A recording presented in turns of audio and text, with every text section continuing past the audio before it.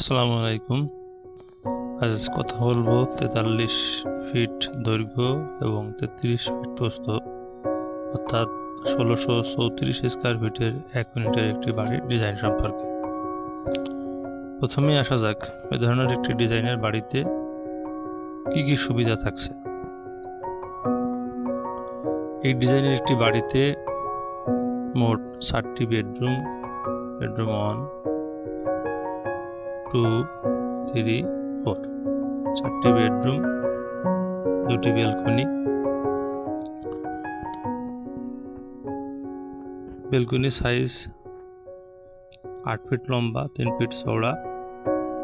এই ব্যালকনিটাও একই এবং প্রথম যে রুমটা সেই রুমটার সাইজ হলো 12x11 অর্থাৎ 12 ফিট লম্বা, 11 ফিট চওড়া। দ্বিতীয় রুমটা 12x11, তৃতীয়টাও 12x11, চতুর্থটা 12x11। বেশ মোটামুটি বড় সাইজের বেডরুম। পাশাপাশি 2টি বাথরুম, একটি কমন বাথরুম এবং একটি অ্যাটাচড বাথরুম। এটি মূলত গেস্ট বেড হিসেবে ব্যবহার করা যাবে। গেস্ট বেডের সাথে একটি attached bathroom. 6 feet by 7 feet, মোটামুটি বড়।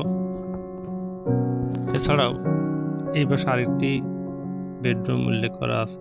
এখানে মূলত এটা স্টোর রুম হিসেবে ব্যবহার করতে পারবেন, আবার এসে করলে বেডরুম হিসেবে ব্যবহার করতে পারবেন।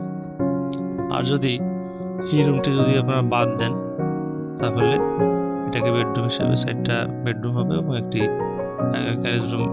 এই রুমটা বাদ দিয়ে এখানে একটা গ্যারেজ রুম করা যেতে পারে, এখানে গাড়ি পার্কিং সহ অন্যান্য কাজে ব্যবহার করার জন্য।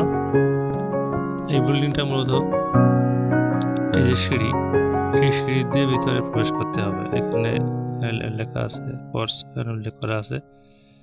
এবং এই সিঁড়িটির দৈর্ঘ্য হবে 15 ফিট এবং প্রস্থ হবে 9 ফিট।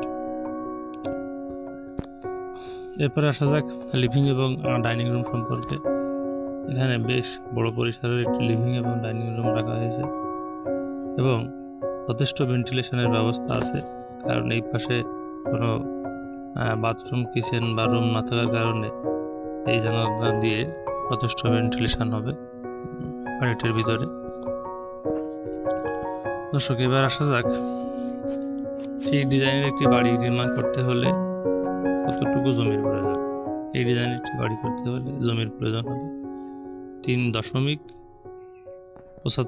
শতক অর্থাৎ 3.7 একর জমি লাগবে এই ধরনের একটি ডিজাইনের বাড়ি নির্মাণ করতে হলে। দর্শক,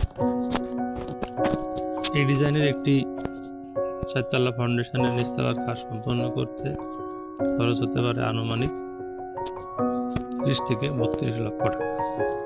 30 থেকে 32 লক্ষ টাকা আনুমানিক খরচ হতে পারে। এরপরে 2 তলা থেকে যে কয়েকটি তলা করবেন প্রতিটি তলার জন্য আরো খরচ হতে পারে 20 থেকে 22 লক্ষ টাকা। দর্শক, এই ধরনের একটি ডিজাইনের বাড়ি আপনি শহর কিংবা গ্রামে নির্মাণ করতে পারেন। যদি এই ডিজাইনের বাড়ি শহরে নির্মাণ করেন, আমি আগেই বলেছি যে একটি রুম বাদ দিয়ে এখানে একটি গ্যারেজ রুম রাখার অবশ্যই চেষ্টা করবেন, কেননা এই বাড়িটি যখন বহুতল হবে তখন গাড়ি পার্কিং এর জন্য অবশ্যই একটা জায়গা রাখা দরকার। এছাড়া বাসার অন্যান্য কাজের জন্য একটা এরকম ফাঁকা স্পেস থাকলে ভালো হয়। এই বিল্ডিংটি যদি সম্ভব হয় সাউথ ফেসিং করার, সেক্ষেত্রে সাউথ ফেসিং করবেন। এইটি রোডের চিহ্ন দেওয়া আছে, এই যে রোড দিয়ে ঢুকে সিঁড়ি জমির নিচে দিয়ে বিল্ডিংয়ে প্রবেশ করতে হবে। যদি সাউথ ফেসিং করা সম্ভব হয়, সাউথ ফেসিং বিল্ডিংয়ে প্রবেশ করতে খুবই ভালো হয়। দর্শক, কাজ এ পর্যন্ত। আগামীতে নতুন কোনো বাড়ির ডিজাইন নিয়ে কথা হবে। সে পর্যন্ত সবাই ভালো থাকুন, সুস্থ থাকুন, এই কামনায়। খোদা হাফেজ।